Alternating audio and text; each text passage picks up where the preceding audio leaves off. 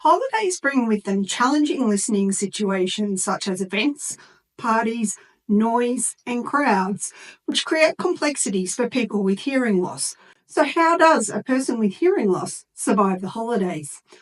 Hi, everybody. Welcome back to the Sassy Hearing Channel. My name is Sarah, and I am an audiologist who lives with both hearing loss and tinnitus. Before we get stuck into today's topic, if you've been enjoying these videos, don't forget to press the thumbs up and hit the subscribe button. It really helps out our channel. So today we're going to talk about how a person with hearing loss can navigate the holidays. Now we're talking about holidays because Christmas and New Year are coming up very quickly. But really these tips can apply to any point of time in your life when things are a bit busy or you've got a big event going on like a wedding or a party or a family gathering or a conference, whatever difficult listening situation is coming up. The holidays are often exciting. They bring with them events, opportunities to socialise, the chance to catch up with friends and family that you may not have seen for a while.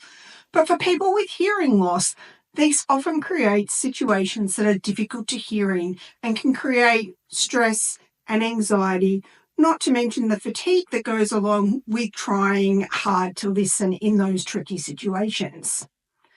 Not being able to hear in those situations can leave a person feeling socially isolated, even if they're at an event surrounded by people. So today we're going to go through some tips of things that you can do to help you get through the holiday period with hearing loss. The first thing we're going to talk about is hearing technology. Now, if you have hearing technology, and that might be hearing aids, cochlear implants, or some other sort of assistive device, it's important that you use it during those busy periods, but it's also important that it's working well for you. Now, over time, both your hearing and the functionality of those devices can actually change.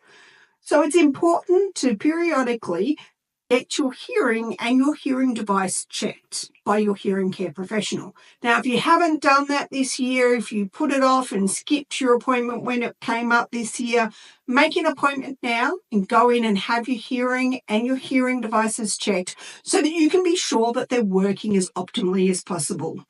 While you're there, it's also a good idea to have a conversation with your hearing care professional about whether or not there's new technology, whether it be new hearing aids or some sort of new accessory that can help you hear in difficult listening situations.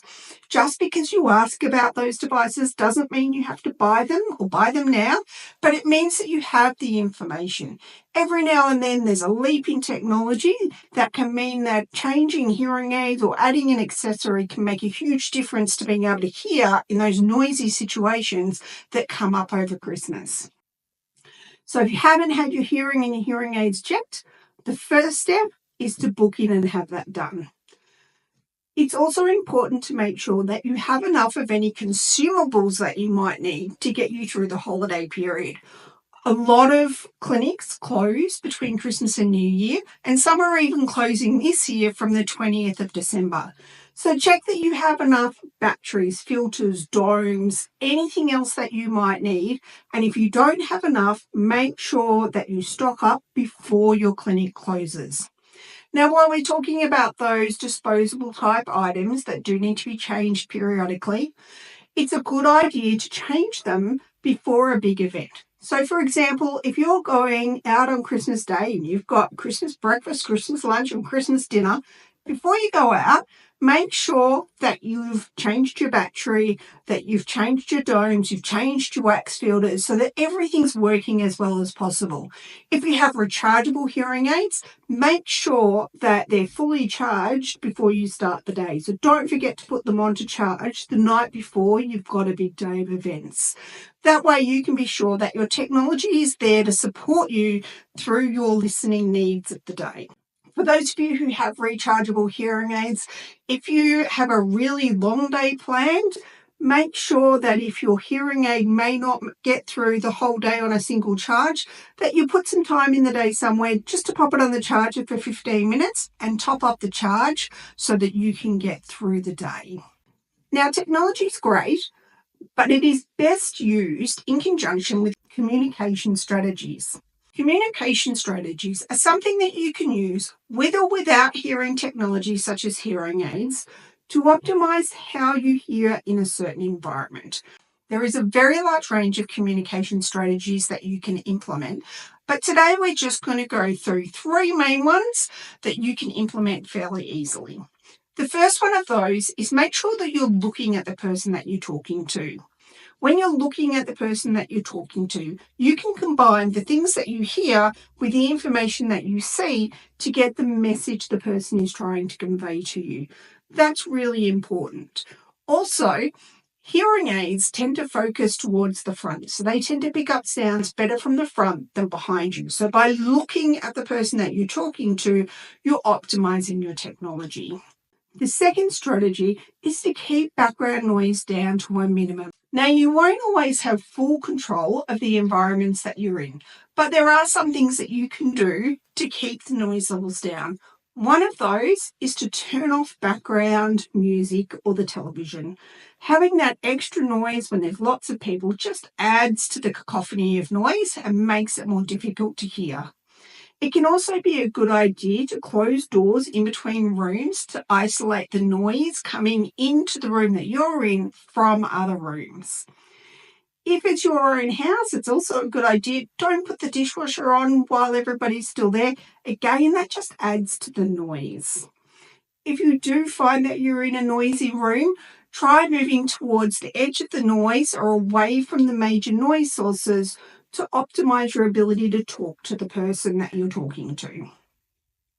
The third tip that we're going to talk about with communication strategies today is that if you're at an event that has a long table with lots of people or a large round table and you want to talk to someone who's 3 or 4 spots away from you, try swapping seats or moving your seat next to them so that you can talk to them face to face and close up.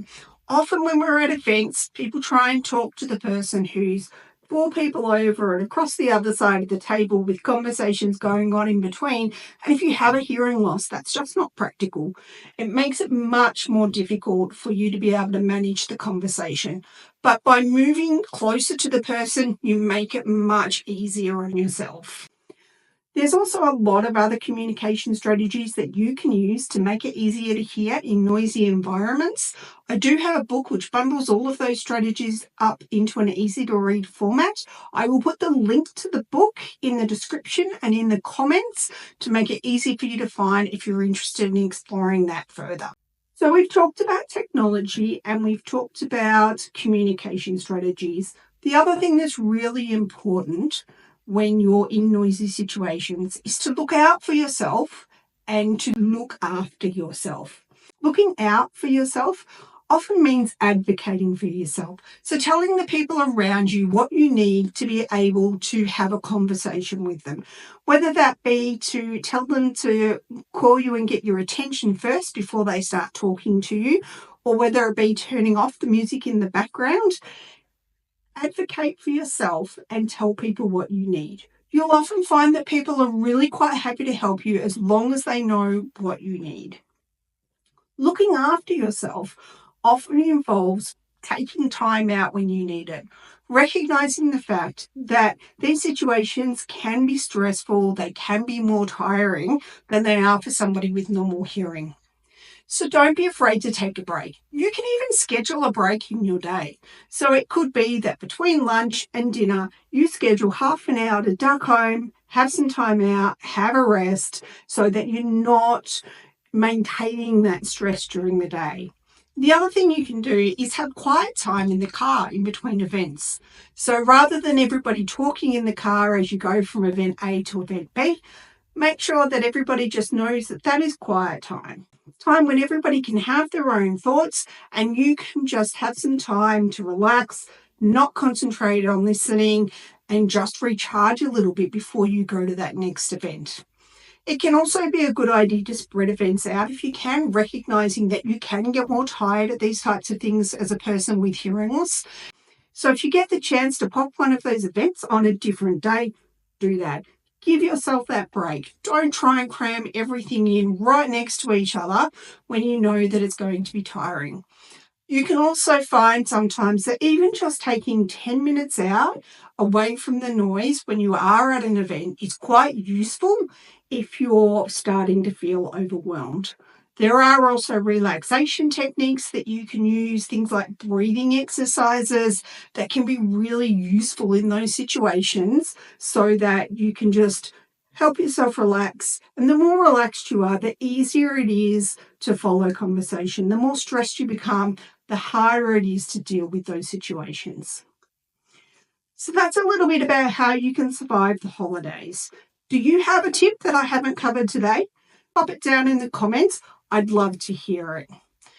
If you have anything that you would like us to cover in these videos, feel free to comment below so that we can make sure that we cover the topic off. For now, that's it for today, and I will see you back next time.